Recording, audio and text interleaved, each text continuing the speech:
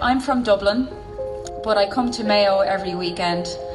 But I wanted to talk about what the situation is like where I live, because you have not seen what is coming yet, and I have. Where I live is about 85% foreign nationals. I can walk down the street on any given day, walk into the supermarket, and I don't hear an Irish conversation.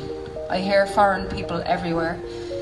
My child is one of 30 children in her class, and she's the only Irish child. She came home crying from school a few weeks ago because she doesn't understand what any of her friends are saying.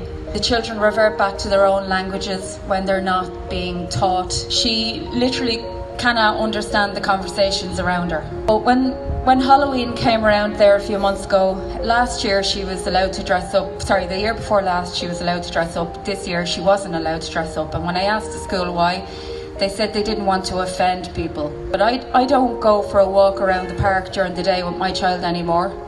I have a big dog and I don't go for a walk by myself anymore.